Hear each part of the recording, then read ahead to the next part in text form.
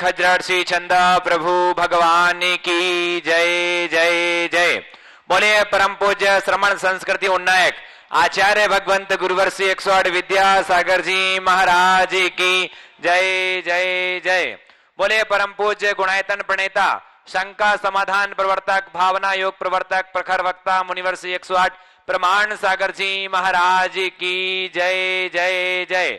बोलिए परम पूज्य मुनिवर्षी 108 अरह सागर जी महाराज की जय जय जय।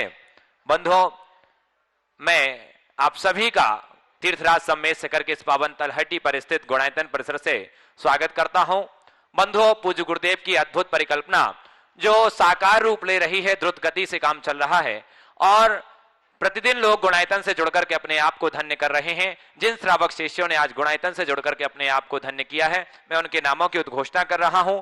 निर्माण निधि सदस्य के रूप में जिन्होंने आज जुड़कर के अपने आप को धन्य किया है, मानसी सौंधी सिडनी से 21,000 रुपए की राशि से स्वीकृति प्रदान की है।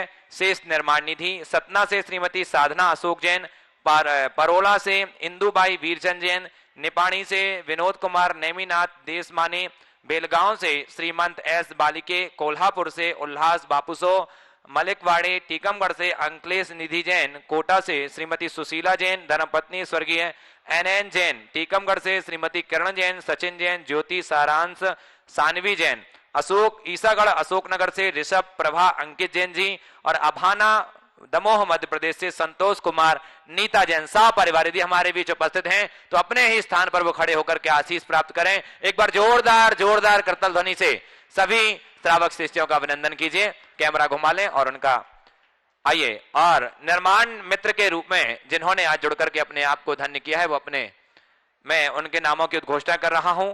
दिल्ली से श्री अनिल जैन जौहरी, श्रीमती अंजू जैन, गौरव जैन जी सपरिवार जोरदार करतल ध्वनि से अभिनंदन। वो हमारे बीच उपस्थित हैं, वो आए गुरुदेव के चरणों में नमन वंदन करें। और उनके सम्मान के लिए श्री सुनील जी जैन CFO गुणायतन आएंगे। और साथ ही निर्माण मित्र के रूप में हो गया क्या प्रद्युमन कुमार, श्रीमती हंसा जैन जो निर्माण मित्र के रूप में जुड़े हैं और उनका कल सम्मान होगा। एक बार जोरदार करतल ध्वनि से स्वागत वंदन अभिनंदन कीजिए। आज ही निवेदन करेंगे प्रद्युमन कुमार, श्रीमती हंसा जैन कोटा से और उनका भी सम्मान सुनील जी CFO गुणायतन करेंगे। आइए अब मैं निर्माण सारथी सदस्यों की घोषणा कर रहा हूं। भोपाल मध्य प्रदेश से हमारे बीच में श्रीमती कुसुम जैन मातेश्वरी, श्री सुबोध जैन, श्रीमती संगीता जैन एंड सिद्धार्थ जैन भोपाल से। एक बार जोरदार जोरदार करतल ध्वनि से अभिनंदन कीजिए। सब परिवार हमारे बीच उपस्थित हैं, बुआएं और उनके सम्मान के लिए मैं बुलाऊंगा शकुन दीदी सागर और लता जी गंगवाल गुणायतन मंत्री, वो आएंगे। और ऐसे श्रावक शिष्य का सम्मान अभी सम्मान हो रहा है। प्रद्युमन कुमार, श्रीमती हंसा जैन कोटा से जोरदार जोरदार करतल ध्वनि से स्वागत कीजिए। आइए श्रीमती कुसुम जैन मातेश्वरी, सुबोध जैन, श्रीमती संगीता जैन एंड सिद्धार्थ जैन भोपाल से और उनका सम्मान करेंगी शकुन दीदी और लता जी गंगवाल गुणायतन मंत्री। साथ ही छपारा सिवनी मध्य प्रदेश से निर्माण सारथी बने हैं श्री नरेंद्र कुमार जी, पुष्पा जी, श्री नीलेंद्र कुमार, प्रतिभा जी, समस्त परिवार जो पूज्य मुनिवर नीरज सागर जी महाराज के गृहस्थ अवस्था के परिवारीजन हैं, आ जाएं। हाँ, और उनका सम्मान शकुन दीदी और लता जी गंगवाल गुणायतन मंत्री करेंगी। जोरदार जोरदार करतल ध्वनि से स्वागत कीजिए। और साथ ही निर्माण सारथी के रूप में जबलपुर मध्य प्रदेश से जुड़े हैं श्रीमान सुरेश कुमार जी, अशोक जी, रूपल कुमार, क्या है, सानुल कुमार जी जैन सपरिवार जी हमारे बीच में नीरज सागर जी महाराज के गृहस्थ अवस्था के पिता श्री नरेंद्र कुमार जी, पुष्पा जी। एक बार जोरदार जोरदार करतल ध्वनि से स्वागत कीजिए जी। श्रीमान सुरेश कुमार जी, आशा देवी, रूपल कुमार, सानुल कुमार जी जबलपुर मध्य प्रदेश से हैं, वो भी आए और ऐसे श्रावक शिष्य का सम्मान सुनील जी CFO गुणायतन करेंगे। आइए। और साथ ही सूत्रधार के रूप में जो जुड़े हैं भोपाल मध्य प्रदेश से श्री सुनील निशी गोधा, श्री गजराज सिंह गोधा ऑनलाइन जुड़े। एक बार जोरदार जोरदार करतल ध्वनि से आप सभी स्वागत करिए। आइए। और साथ ही सूत्रधार के रूप में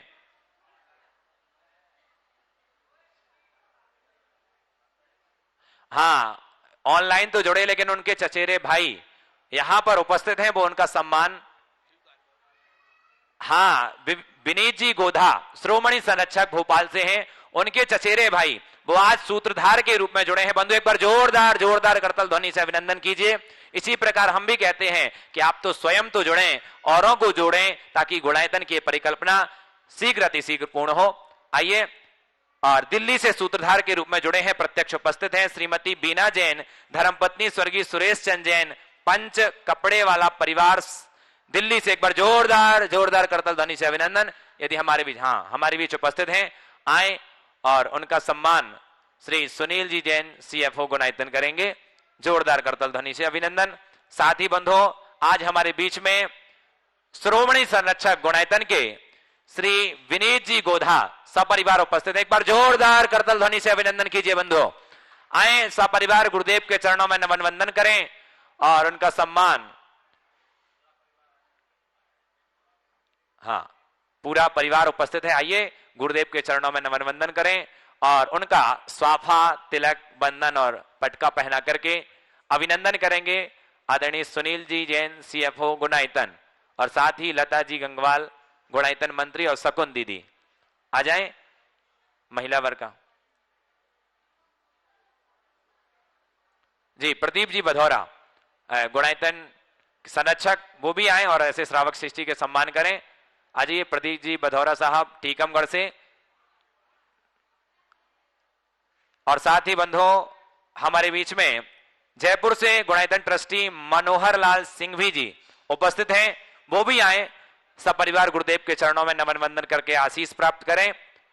और साथ ही गुणायतन के ट्रस्टी प्रदीप जी नोएडा से, वो भी आए और उनका भी हम मान वंदना करते हैं और आकर के गुरुदेव के चरणों में नमन वंदन करके आशीष प्राप्त करें।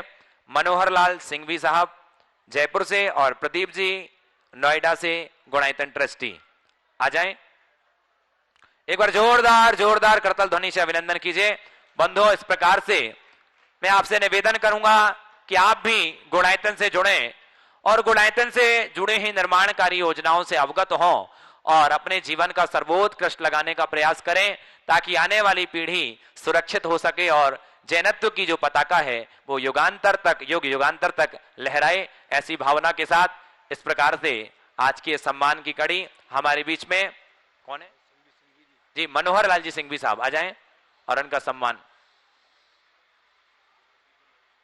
और प्रदीप जी नोएडा गुणायतन ट्रस्टी।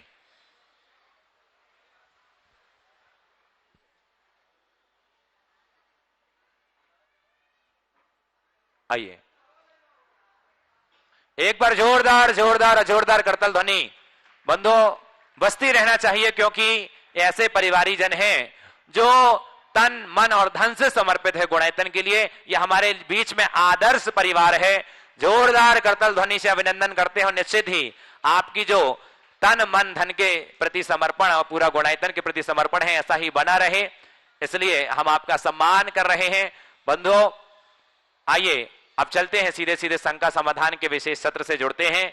जिनवाणी, पारस और प्रमाणिक ऐप के माध्यम से जो देख रहे हैं, साथ ही जो उपस्थित सभी लोग अपने दोनों हाथों को जोड़ें, गुरुदेव का आशीष प्राप्त करें। नमोस्तु गुरुदेव, नमोस्तु गुरुदेव, नमोस्तु गुरुदेव। आइए शंका समाधान के प्रथम प्रश्न के लिए मैं बोलना चाहूंगा श्री संदेश जैन सतभैया मेहरौनी से, और उसके बाद तैयार रहेंगे प्रशांत खंडारे नागपुर।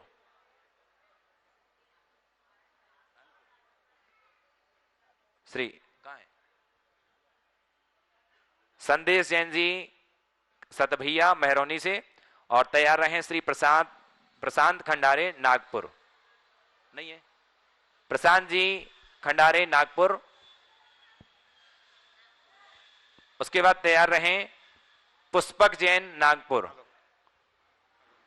हेलो, नमस्तु गुरुदेव, नमस्तु गुरुदेव, नमस्तु गुरुदेव।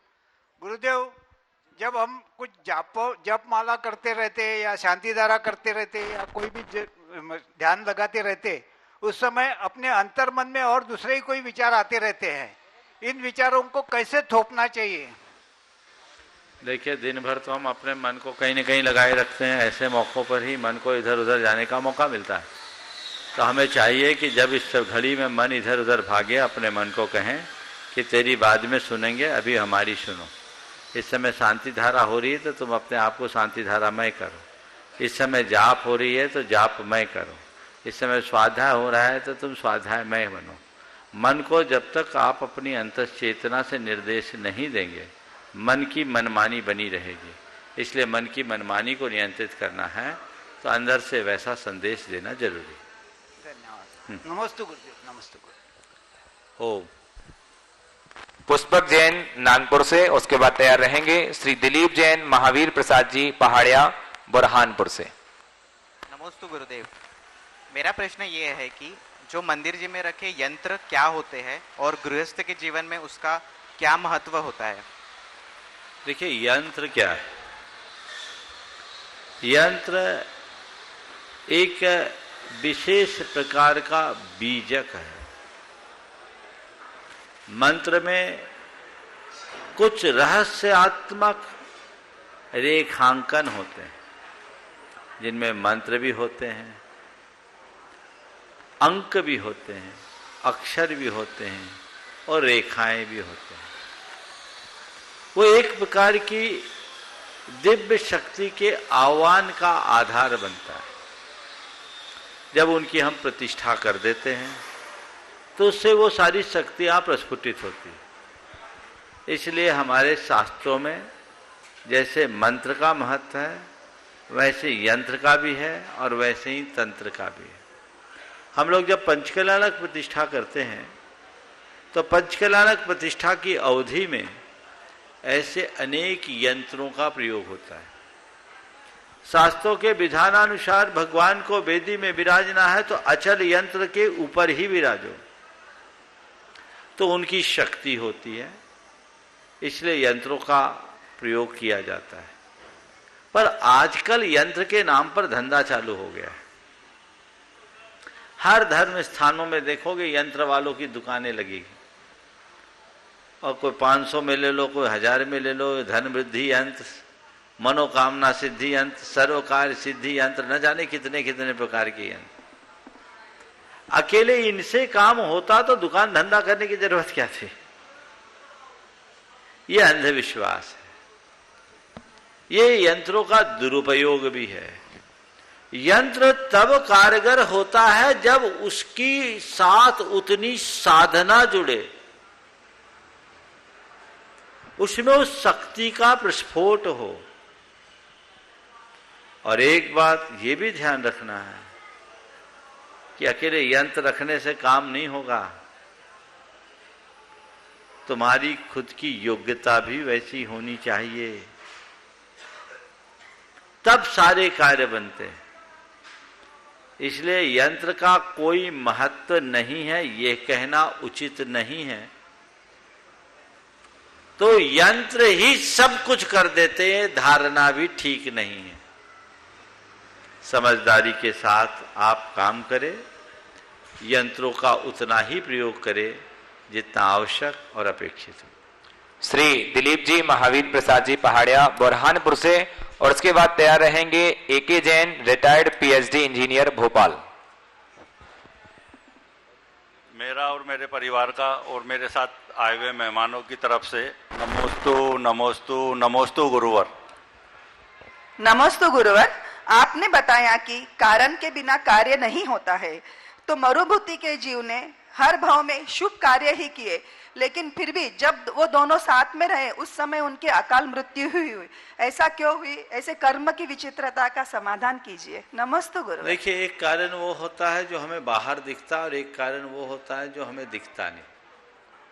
हम हमेशा ये देखते हैं, मरुभूति के विषय में ये सोचते हैं कि उसने क्या कर्म किया जो ऐसा हुआ। 10 भव का एक तरफा बैर दिखा, उसकी कहीं कोई प्रत्यक्ष गलती नहीं दिखती। तब ये प्रत्यक्ष कोई कारण नहीं दिखता, लेकिन उसके साथ जो कुछ भी घटा उसके पीछे कोई ना कोई कारण था। अब आप पूछोगे कौन सा कारण था? जी महाराज जी। तो उसको कहेंगे संयोग। क्या कहेंगे? संयोग। संयोग। संयोग भी एक बड़ा कारण है। ये धारणा बदल दीजिए कि सब कुछ केवल कर्म से होता है। कर्म से बहुत कुछ होता है, पर सब कुछ कर्म से नहीं होता। बहुत कुछ ऐसा है जो संयोग से होता है, दैव से होता है, काल से होता है, भवितव्य से होता है। ऐसा नैमित्तिक संबंध उनके साथ बना, पर उनके साथ ये घटा, ये महत्वपूर्ण नहीं है। इतना सब कुछ घटने के बाद भी उनकी समता और क्षमा बनी रही, ये अनुकरणीय है। हम उनसे ये सीखे। पासनाथ भगवान के जीवन चरित्र को यदि ठीक तरीके से समझना चाहते तो इस रूप में देखें। ऐसा क्यों हुआ ये भूल जाओ, ऐसा होने पर उनने क्या किया इसे याद करो। आज मेरे साथ कुछ होगा तो मैं ये थोड़ी पूछूंगा ऐसा क्यों हुआ, बोलो। और ऐसा क्यों हुआ वो विचार करेंगे तो क्या होगा, कहीं आग लग गई है, ये आग क्यों लगी, उस समय ये विचारना है कि आग कैसे बुझे, ये विचारना है। आग कैसे बुझे, अरे आग क्यों लगी इसके बारे में तो बाद में विचार करेंगे, ताकि फर्दर दोबारा आग न लग पाए। पर अभी हमें क्या करना है, अभी तो आग बुझाना है, समझ गए। तो अपने जीवन में यदि सीख लेना है तो इस पड़ताल में मत जाओ कि पार्श्वनाथ भगवान के जीवन में ऐसा क्यों हुआ। हम केवल ये देखें कि ऐसी स्थिति में उन्होंने क्या किया, और जो उनने किया वही हमें करना है, जिससे आग बुझे जी महाराज, और जीवन शांत हो। नमस्ते श्री महाराज। ए.के. जैन, नमस्ते महाराज। रिटायर्ड पीएचईडी इंजीनियर भोपाल से, और उसके बाद तैयार रहेंगे Shri Vinod ji Jain, retired ranger forest Bhopal. गुरुद्वार के चरणों में नमोस्तु नमोस्तु नमोस्तु। गुरुवार पूर्व में जब अंग्रेजी माध्यम से शिक्षा का बोलबाला नहीं था और तब के हिंदी माध्यम से पढ़े लिखे हुए लोग बड़े बड़े पदों पर रहे और उन्होंने अपने कर्तव्यों का पालन बड़े सफलतापूर्वक और संस्कारों सहित किया। महाराज जी, अब जब गुणवत्ता के नाम पर शिक्षा व्यवस्था अंग्रेजी की गुलाम हो गई है, तब नई पीढ़ी में संस्कार लुप्त होते जा रहे हैं।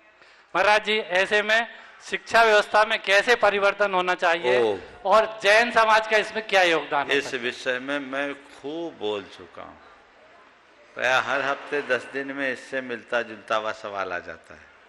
बस मैं इस विषय में यही कहूँगा कि हमें चाहिए कि हम स्वभाषा को प्रमुखता दें। पर ये आज अंग्रेजी लोगों की बोन मेरो में घुस गई।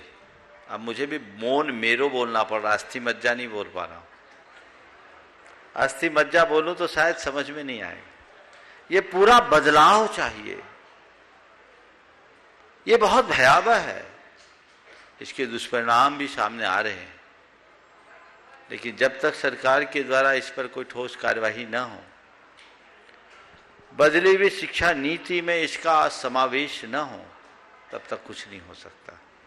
तो हमें इसके लिए पुरजोर प्रयास करना चाहिए। गुरुदेव का नित्य संदेश है, और ये केवल जैन समाज के स्तर की बात नहीं है, ये पूरे भारतीय समाज को आगे आना पड़ेगा। अंग्रेजी हटाओ स्वभाषा लाओ, ये नारा हमारे गुरुदेव ने दिया, हमें उसे आत्मसात करना होगा। किसी भाषा का निषेध करना उचित नहीं, लेकिन भाषा को माध्यम बनाना ठीक नहीं। हम भाषा को अगर माध्यम न बनाए तो सब कुछ ठीक होगा।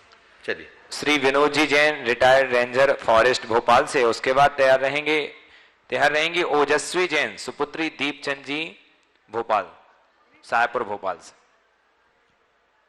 नमोस्तु गुरुजय हो। 1100 क्वार्टर समाज की ओर से, मेरे परिवार की ओर से बारंबार नमोस्तु नमोस्तु। गुरुदेव, प्रश्न तो बहुत सरल है, पर मैं बहुत दिनों से देख रहा हूँ ये प्रश्न को पूछ लूं।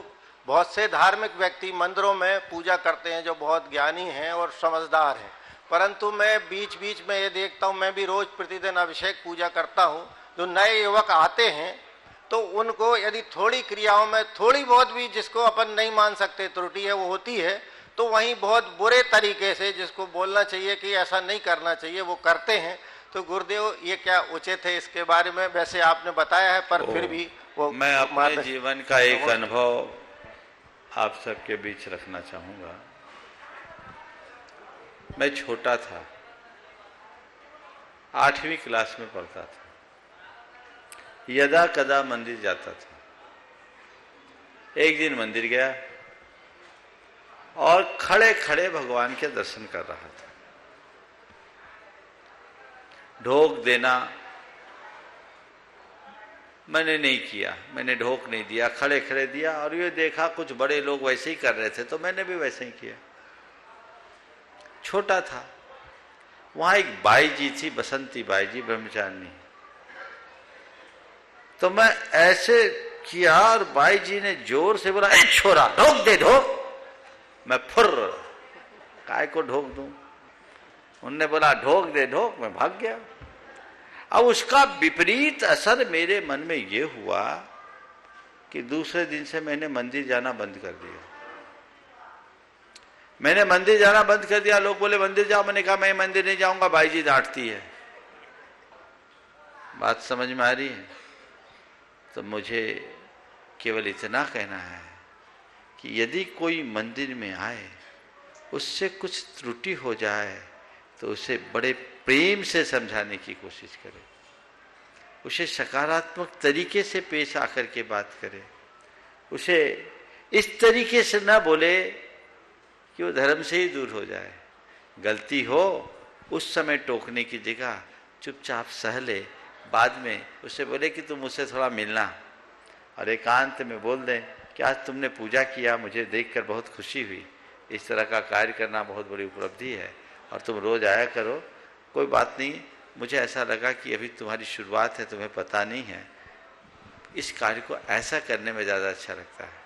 क्या बोलेगा सामने वाला? बहुत अच्छा अंकल, बहुत अच्छा अंकल, भाऊ जी बहुत अच्छा, आपने मुझे बता दिया, मैं आपसे पूछता रहूँगा। जो भाई जी ने मुझसे कहा डांट कर, यदि मुझसे बोलते बेटा इधर आ, मैं उनके निकट जाता, अपने बाजू में बिठाती, बेटा खड़े खड़े नहीं बैठ के ढोक देगा तो ज़्यादा अच्छा होगा, तो वो मेरे लिए अच्छा होता। तो ये जो हमारे लोग हैं जो मंदिर में, मंदिर के मुकद्दम हैं, समझ गए ना, उनको चाहिए कि और लोगों को थोड़ा सा प्रमोट करे, ऐसा व्यवहार कतई न करे जिससे कि वे हतोत्साहित हो। सुश्री ओजस्वी जैन सुपुत्री दीपचंद जी शाहपुर भोपाल से, और उसके बाद तैयार रहेंगे श्री शिरीष अनुपमा जी जैन प्रमाणिक एवं समूह समन्वय। नमो सुमराश्री, मेरा यह प्रश्न है, क्या लॉ ऑफ अट्रैक्शन का मतलब यह है जैसा हम सोचते हैं वैसे ही लोग और वैसे ही परिस्थितियां और वैसा ही अवसर और वैसे ही जिंदगी हमें मिलती है क्या? ऐसा लॉ ऑफ अट्रैक्शन वाले कहते हैं, समझ गए। पर हमारी संस्कृति में इस बात को इस तरीके से व्याख्यात किया, यद भावते तद भवति, हम जैसी भावना भाते हैं वैसा होता है। हमारी संस्कृति में साधना दुनिया को बदलने के लिए नहीं की गई, हमारी संस्कृति की साधना स्वयं को बदलने की। हमारी संस्कृति में पदार्थ के लिए और पैसे के लिए कोई साधना नहीं किया गया, हमारी संस्कृति में परमार्थ के लिए और परमेश्वर के लिए साधना किया गया। हमने भोग के लिए कभी कुछ नहीं चाहा, हमने हमेशा त्याग को अपना आदर्श बनाया। तो जिसकी बात वे आज कह रहे हैं और वैज्ञानिक मनोवैज्ञानिक दृष्टि से उसे सिद्ध भी कर रहे हैं, साइंटिफिकली सिद्ध कर रहे हैं, ये ऑलरेडी प्रोवन है, सिद्ध है। हमारी संस्कृति में तो ये कहते हैं जिस भावना से तुम्हें सिद्धि मिल सकती है उससे दुनिया की उपलब्धि मिले, इसमें क्या आश्चर्य। सिद्धि भी भावना से ही मिलती है, तो उस भावना को हम गहरी बनाएं, उस तरफ अपनी दृष्टि गड़ाएं, तो वो हमारे लिए ज्यादा बेहतर है। मनुष्य को चाहिए कि वह अपने जीवन का मूल लक्ष्य अपने आध्यात्मिक उन्नति का बनाए, भौतिक उपलब्धियों को गौण रखे, तभी कहीं कुछ बेहतर घटित हो सके। श्री श्री अनुपमा जी जैन प्रमाणिक समूह समन्वयक, और उसके बाद तैयार रहेंगे प्रदीप संध्या जी बधौरा टीकमगढ़ गुणायतन संरक्षक। नमोस्तु महाराज श्री, आत्मा का जो अनुभव है उसका जैन दर्शन में और जैनेतर दर्शनों में क्या अंतर है, उसके स्वरूप के बारे में, उसकी प्राप्ति के बारे में? देखिए, जैन दर्शन और अन्य दर्शनों में आत्मा के स्वरूप में कुछ भिन्नता है। जैन दर्शन आत्मा को एक स्वतंत्र द्रव्य के रूप में स्वीकार करता है और ये कहता है संसारी आत्मा विकार युक्त है, और जब वो अपने आप को विकार मुक्त कर लेता है तो परमात्मा हो जाता है।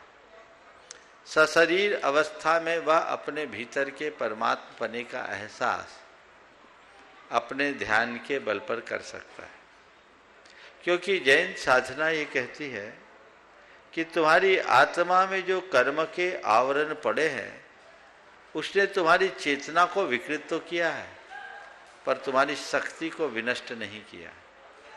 तो तुम आज भी परमात्मा हो। हर पल अपने आप में ये अनुभव करने की कोशिश करो कि परमात्मा हूँ, परमात्मा हूँ, परमात्मा हूँ, सोहम सोहम सोहम। अभी तुम अपने आप को रागी देशी मोही, कामी क्रोधी लोभी, कभी सुखी और कभी दुखी, कभी अच्छा और कभी बुरा महसूस कर रहे हो। इन सब विशेषणों को हटाओ और जो मैं हूं उसका एहसास करो। बस अपने होने की अनुभूति ही आत्मा की अनुभूति है। क्या होने की? शुद्ध, जिसके साथ कोई विशेषण न जुड़े, निर्विशेषण, बस अपने चैतन्य स्वरूप की सो अहम, जिसमें कोई विकार नहीं, कोई दोष नहीं, कोई दुर्बलता नहीं। उस परिणति का जहां केवल जानना और देखना है, उसमें ठहर जाना ही शुद्ध आत्मा की अनुभूति है।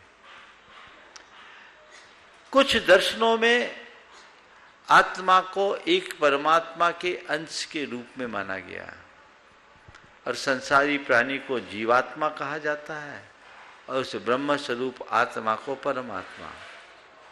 परमात्मा के रूप में एक ऐसे तत्व को मान्य किया गया जो सर्वशक्तिमान है, जो जगत का कर्ता है, जो जगत का नियंता है, जो जगत का संहारक है। उस परमात्मा को एक इमेज अपने मन में बना करके उसका दर्शन करो तो लोग उसे परमात्मोपलब्धि के रूप में देखते हैं। मुझे परमात्मा का साक्षात्कार हो गया ऐसा कहते हैं, पर वो जैन दर्शन के अनुसार कुछ अलग है, क्योंकि जैन दर्शन में ऐसे जगत कर्ता, जगत नियंता, जगत पोषक और संहारक किसी परमात्मा की कोई मान्यता नहीं।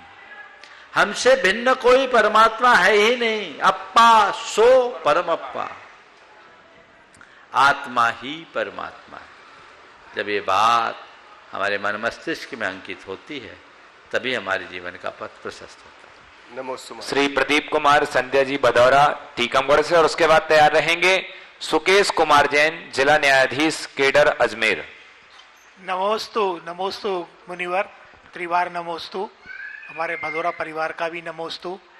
महाराज जी, आप जैसे अभी आप बता रहे थे और एक बार आपसे चर्चा में आपने ये बोला कि हमारे धर्म में अपने दृष्टिकोण या अपनी सोच बदलने का ही मार्ग है।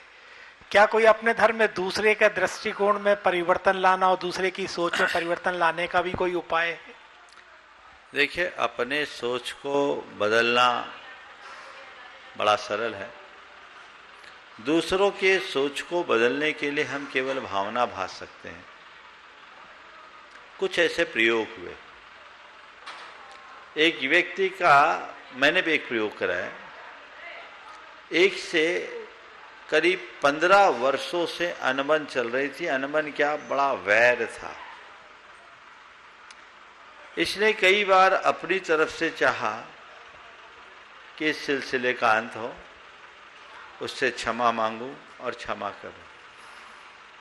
इसने कई बार प्रयास किया पर सामने वाले ने कोई भाव नहीं दिया। मुझसे एक दिन जब ये बात बताई, मैंने उससे कहा कि तुम एक प्रयोग करो। बोले क्या? तो उसकी तस्वीर सामने रखो और तस्वीर सामने रखते हुए रोज उससे क्षमा मांगो। भाई मुझे क्षमा कर दो, मुझे माफ़ कर दो, मुझे तुम्हारे मन प्रति कोई वैर नहीं, तुम मुझे क्षमा करो, मुझे क्षमा करो, मुझे क्षमा करो। रोज तुम ऐसा करो और कम से कम उससे 9 बार रोज क्षमा मांगो एक साथ, और ऐसा महसूस करते हुए कि उसको सामने देखकर क्षमा मांग रहे, वो सामने उसी से क्षमा मांग रहे। मैंने उससे कहा था तुम 6 महीना ऐसा करो।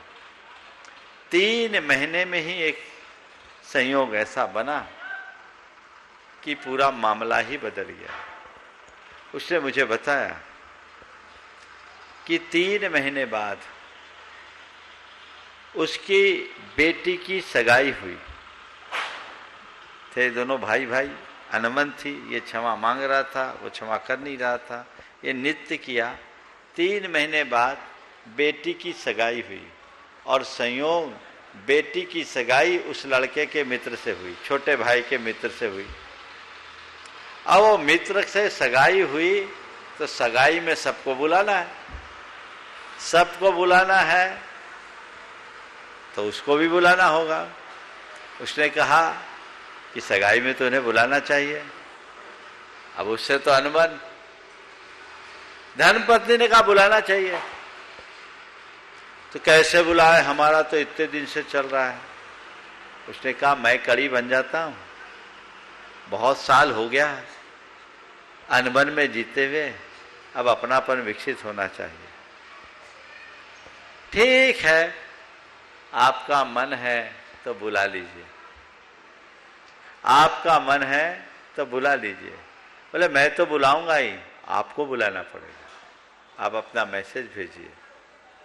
उसने अपने बेटे से संदेश भिजवाया कि शादी सगाई में आना है। ये तो तैयार था ही। दोनों आए, मिले। जैसे उसने अपने भाई को देखा, गदगद भावों से दोनों हाथ जोड़कर कहे भैया क्षमा कर दो, भैया क्षमा कर दो, और आंखों से आंसू चरणों में गिर गया। उसने छाती से लगा लिया, बोले आज तेरे मुंह से भैया सुन करके मेरा मन गदगद है, मेरे मन का मैल बह गया। दोनों काफी देर तक एक दूसरे से लिपट कर सिर्फ रोते रहे, रोते रहे। ये भावना का सुफल। मैं कोई किस्सा नहीं सुना रहा हूं, चाहूं तो नाम भी बता सकता हूं, लेकिन लाइव कार्यक्रम में बहुत सारी दुविधाएं होती, इसलिए मैं नाम को एडिट कर देता हूं। लेकिन ये चीजें ऐसा हो सकता, आप ऐसा प्रयोग करके देखिए। और आज वो दोनों भाई बड़े प्रेम से रह रहे हैं। तो कोई व्यक्ति अगर कुछ गलत कर रहा है तो गलत कर रहा है, गलत कर रहा है, गलत कर रहा है, इस बात को दिमाग से निकालिए और ये कहे कि वो ये करे, वो ये करे, वो ये करे, वो ये करे, ताकि आपके सबकॉन्शियस में वो बात सकारात्मक रूप से रहे और आप सकारात्मक तरंगों को आगे बढ़ा सके। हो सकता है ऐसे तरंगों से सामने वाले की मानसिकता में बदलाव आ जाए और वो बदलाव आपके जीवन के लिए एक उपलब्धि भी बन सकती है। तो उस तरीके से हम करें, हमारी वैसी तीव्रता होनी चाहिए, वैसी फ्रीक्वेंसी होनी चाहिए, उतनी भावना का संपुट होना चाहिए जो उसके भावना को प्रभावित करे। क्योंकि विज्ञान मानता है हमारी भावनाएं एक दूसरे को बहुत गहराई तक प्रभावित करती है। तो उन बातों को अगर हम ध्यान में रखेंगे निश्चित उसके अच्छे परिणाम आए। नमोस्तु नमोस्तु। सुकेश कुमार जैन, जिला न्यायाधीश कैडर अजमेर। उसके बाद रहेंगे मनोहर लालजी सिंह भी, जयपुर से गुणायतन ट्रस्टी। नमोस्तु गुरुदेव। मेरा एक प्रश्न है महाराज जी कि तत्वार्थ सूत्र में बंध के 5 कारण बतलाए हैं, मिथ्यात्व, एव्रत, प्रमाद, कषाय और योग। तो मेरी शंका है कि मिथ्यात्व, एव्रत, प्रमाद और कषाय ये 4 कारण तो है, लेकिन योग तो मन वचन की क्रिया का नाम है, ये तो माध्यम हो सकता है। ये कारण कैसे हैं? सही, आपने अभी कहा शुद्ध भावना से सिद्धि प्राप्त होती है, तो क्या शुद्ध भावना बिना योग के हो सकती है? और 12वें और 13वें गुण स्थान में भी योग रहता है, तो योग केवल बंध का ही कारण क्यों है, संवर और निजरा का क्यों नहीं? बहुत अच्छा, मुझे सुन के बड़ी प्रसन्नता है। आप जैसे आप डिस्ट्रिक्ट जज हो गए क्या? हाँ महाराज। चले, अजमेर में तो एडीजे थे ना आप, जब मेरा प्रवास पाली में एडीजे था हाँ, उस समय आप आए थे। बहुत बढ़िया। एक न्यायाधीश के पद पे आसीन होने के बाद भी आपने जो सवाल किया है वो आपके सूक्ष्म अध्ययन को प्रकट करता है। बड़ी प्रसन्नता है कि आप जैसे लोग इस क्षेत्र में कार्य कर रहे हैं। अगर समाज के पढ़े लिखे लोग स्वाध्याय की ओर जुड़ जाए तो समाज में एक अच्छा संदेश जाएगा। आपने बहुत अच्छा सवाल किया कि 5 कारणों में से योग को हमने कारण के रूप में क्यों स्वीकारा है। देखिए, योग एक कारण है। एक उदाहरण देता हूं, थोड़ी देर अगर ये काम रुक जाए तो बहुत अच्छा है।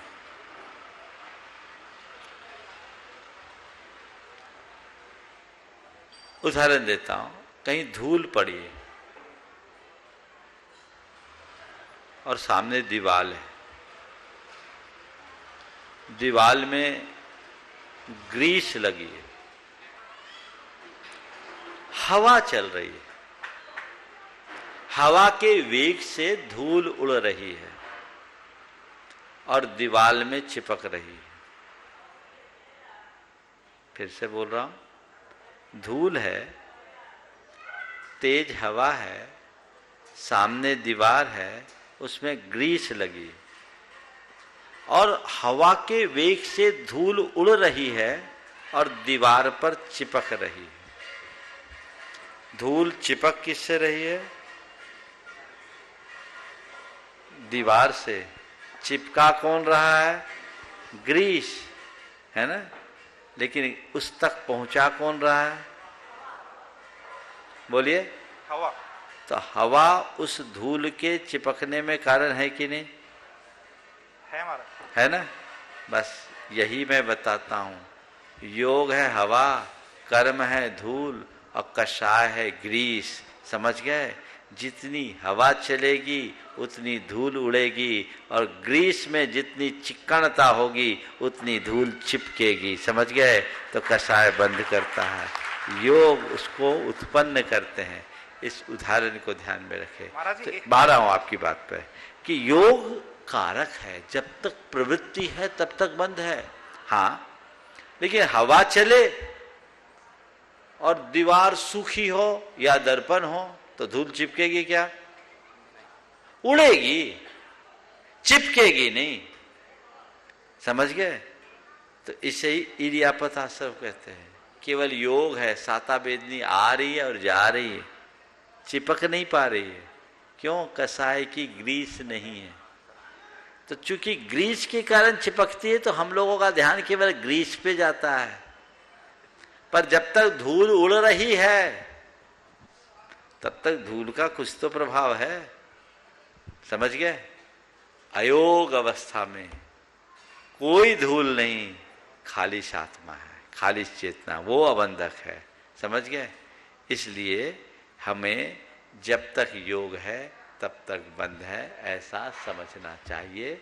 और योग के अनुरूप ही कर्म की मात्रा आती है।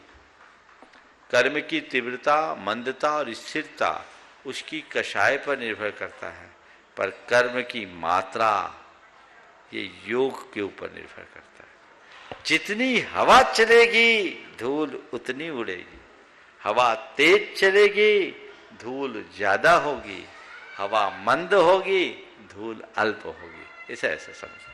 महाराज जी, आप तप करते हैं तो क्या योग पूर्वक नहीं है वो योग प्रवृत्ति है। हम आपको बोल रहे केवली भगवान को भी साता वेदनी का बंध हो रहा है। तो ये क्या संवर और निजरा का कारण नहीं है योग? वो एक अलग व्यवस्था है, वो योग नहीं, उसको हम बोलेंगे उपयोग। क्या बोलेंगे? उपयोग। हाँ, अब आपके सामने योग और उपयोग 2 शब्द आ गए। बहुत सारे लोगों को ये टेक्निकल बातें समझ में नहीं आएगी, पर चलिए बहुत दिन बाद इस तरह का सवाल इस मंच में आया, प्राय मैं इसमें टालता हूं, पर आपने पूछा इसलिए उत्तर दे रहा हूं। योग क्या है, उपयोग क्या है? योग है प्रवृत्ति और उपयोग है वृत्ति। हमारे मन की प्रवृत्ति, हमारे वचनों की प्रवृत्ति, हमारे शरीर की प्रवृत्ति, ये योग है। और इसको प्रेरित करने वाला हमारे भीतर का उपयोग है। समझ गए? तो जब तक प्रवृत्ति है तो प्रवृत्ति अपना कुछ ना कुछ असर करेगी। समझ गए? जैसी प्रवृत्ति होती वैसी चीजें हमारे सबकॉन्शियस में जुड़ती, उसी का नाम बंध है। समझ गए? लेकिन जब हमारा सबकॉन्शियस क्लीन हो जाए, समझ गए, तो कोई बंध नहीं, वहां कोई राग द्वेष ही नहीं बचा, हम निर्बंध। नमस्ते गुरु। श्री मनोहर लाल जी सिंघवी जयपुर से गुणायतन ट्रस्टी और श्रीमती सुकेश जी भी पूछेगी। नमस्ते महाराज जी, मैं आपसे कुछ मार्गदर्शन चाहती हूँ। जैसे कोई व्यक्ति बहुत सुखी होता है, उसके जीवन में सारे सुख होते हैं और अचानक से कोई बहुत बड़ी विपत्ति आ जाती है और उसको दूर करने का कोई उपाय भी उनके पास नहीं होता है, तो वो समता पूर्वक शुद्ध भावों से उस विपत्ति को कैसे सहन करे, मैं आपसे मार्गदर्शन चाहूंगी। नमस्ते महाराज। संसार है, संसार में ऐसा चलता ही रहता है, सब दिन एक समान नहीं होता। सब कुछ अच्छा चलते चलते अचानक एक ऐसा झटका आता है कि सब कुछ तहस नहस हो जाता है, बिखर जाता है। ऐसी घड़ी में क्या करना चाहिए? सबसे पहली बात, धैर्य रखना चाहिए, अधीरता नहीं रखनी चाहिए। दूसरी बात, कर्मोदय मानकर उसे स्वीकार करना चाहिए। कर्म का उदय है, अब हमें स्वीकार करना पड़ेगा, इसके अलावा तो कोई रास्ता भी नहीं है, क्योंकि विपदा आई है तो हमें सहना पड़ेगा।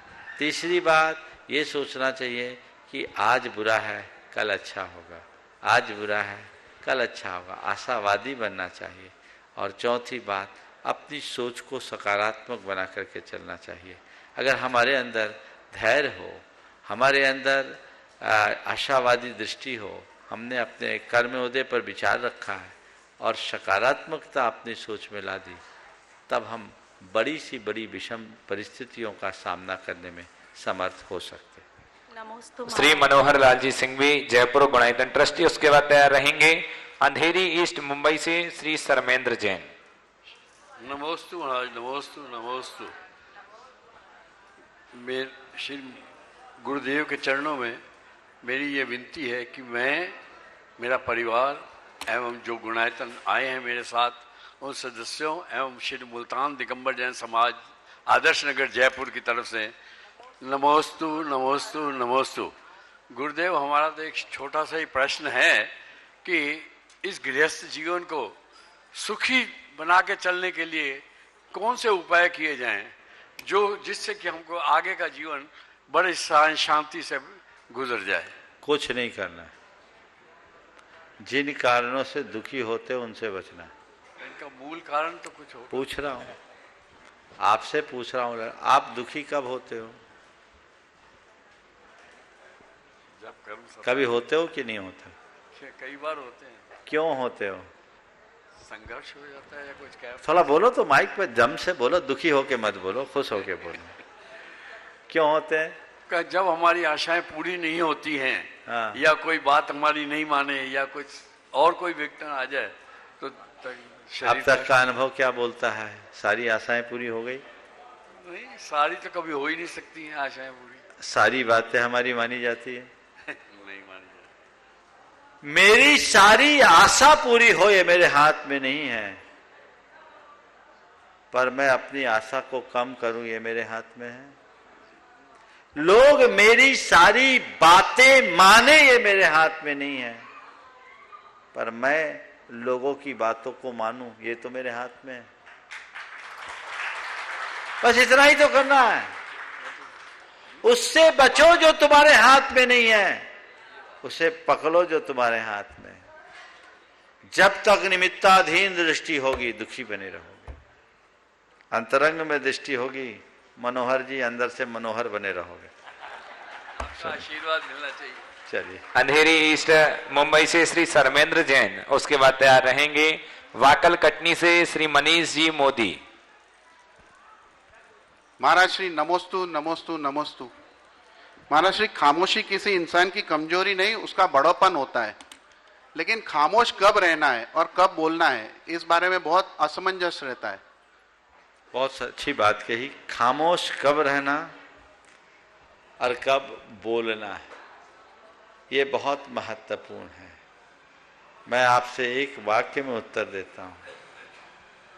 जहां बोलने से बवाल हो वहां खामोश रहो। जहां बोलने से बवाल हो वहां खामोश रहो, और जहां चुप रहने से नुकसान हो वहां बोल पड़ो। नमस्ते महाराज। समझ गए? चलिए जी, मनीष जी मोदी बाकल कटनी से, उसके बाद तैयार रहेंगे विनीत जी गोधा श्रोमणी संरक्षक गुणायतन। बोलिए।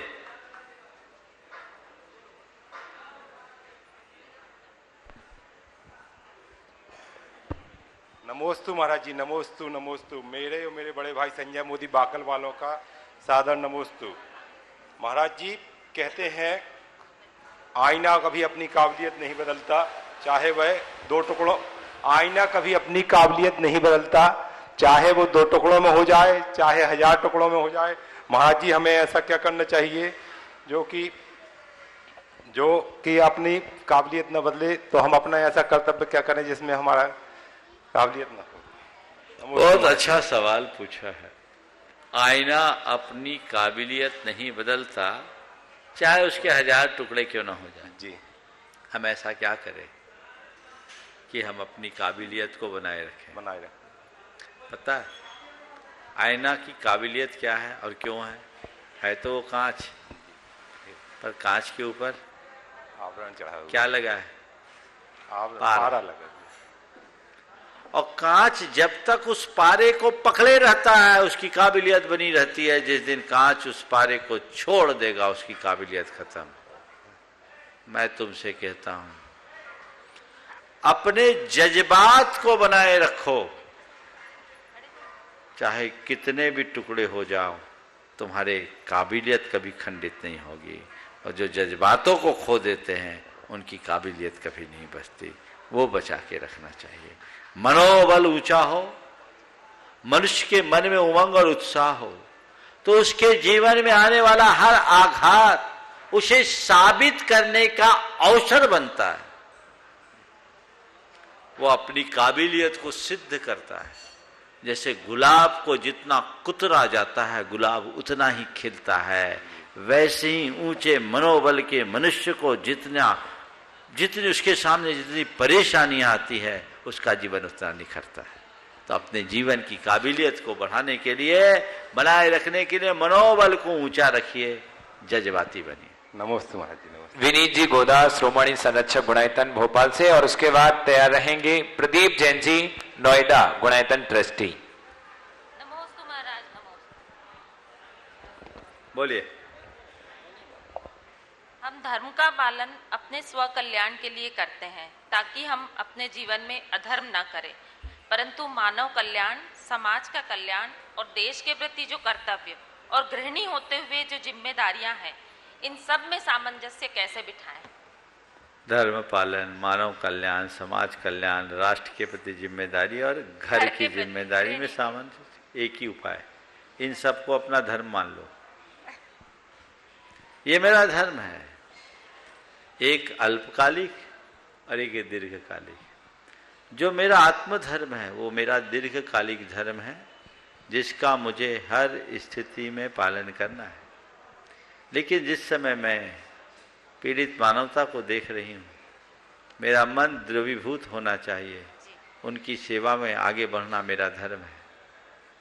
यदि समाज में कोई आगे किसी को बढ़ाने की बात, मेरा सामाजिक कर्तव्य मेरे सामने आ रहा है, तो वो मेरा तात्कालिक धर्म है। और इसी तरह मेरी घर गृहस्थी का जो दायित्व है, राष्ट्र के प्रति मेरा जो दायित्व है, वह भी मेरा एक धर्म है। और परिवार की जिम्मेदारी मेरे कंधों पर है, तो एक गृहिणी होने के नाते मुझे उस पर पूरी प्राथमिकता रखनी चाहिए। यदि इन सबको आपने अपना धर्म मान लिया तो जीवन में कहीं कोई कठिनाई नहीं। दिक्कत तब होती है जब व्यक्ति किसी एक तरफ ज़्यादा झुक जाता है, और जिनका एक तरफ ज़्यादा झुकाव होता है वहाँ मामला सब गड़बड़ा जाता है। तो हम बैलेंस करके चले। एक आम गृहस्थ के जीवन में पारिवारिक, सामाजिक और राष्ट्रीय दायित्व भी है, वो अपने धार्मिक कर्तव्यों के साथ इन पर भी ध्यान दे, ये उसकी जवाबदेही है।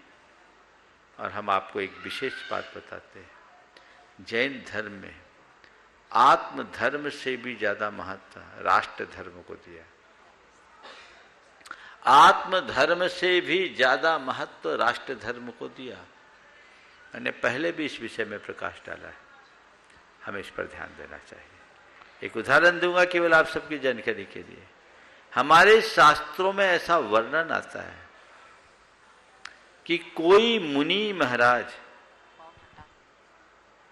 मुनि बनकर यदि वापस अपना घर जाना चाहे तो जा सकते। पुराने समय में ऐसा होता था और उसमें अनेक कारणों में एक बड़ा कारण दिया है, राजा को आवश्यकता पड़ने पर। यानी यदि राष्ट्र पर संकट है और कोई मुनि महाराज इतने पराक्रमी है, शक्तिशाली रहे और देख रहे राज पर संकट है, तो आत्मधर्म त्याग कर राष्ट्र धर्म को वरीयता दो और पहले राष्ट्र की रक्षा करो, राष्ट्रीयता की रक्षा करो। ऐसे उदाहरण हमारे यहाँ एक कालकाचार्य नाम के मुनि के साथ ऐसा हुआ है, जिन्होंने राजा गर्ध भिल्ल के आतंक को दूर किया था। मैंने पहले इसकी चर्चा की है, आज समय शेष नहीं है इसलिए अभी इस पर चर्चा नहीं करूंगा, पर इस पर ध्यान देना जरूरी है। हाँ। प्रदीप जैन जी, नोएडा। हाँ बोलो, अभी इनका ही। हाँ, नमोस्तु गुरुवर। मेरा नाम ईरा सेठी है और मैं मुंबई की निवासी हूँ। मैं डॉक्टरी की पढ़ाई कर रही हूँ। मेरा प्रश्न है कि अच्छे डॉक्टर बनने के लिए मुझ में कौन से गुण होने चाहिए? अच्छे डॉक्टर बनने के लिए कौन से गुण होने चाहिए? मैं एक ही बात कहता हूँ, एक संवेदनशील मनुष्य ही एक अच्छा चिकित्सक बन सकता है। अपने अंदर की संवेदनशीलता होनी चाहिए, क्योंकि चिकित्सक के पास कोई भी व्यक्ति आता है तो जीवन की आशा लेकर आता है और उसको वही पूरा कर सकता है जो अपने सामने आने वाले व्यक्ति को अपना क्लाइंट मानने की जगह एक पीड़ित के रूप में देखे और चिकित्सा को अपना पेशा मानने की जगह अपना धर्म स्वीकार करके चले, तो बहुत कुछ अच्छा कर सकता है। मैं आशीर्वाद देता हूँ कि तुम ऐसी संवेदनशीलता के साथ न केवल चिकित्सा का कर्म करो, अपितु चिकित्सा तुम्हारा धर्म बने। जी, प्रदीप जैन जी, नोएडा गुणायतन ट्रस्टी, और उसके बाद तैयार रहेंगी श्रीमती बीना जी काला, गया गुणायतन ट्रस्टी।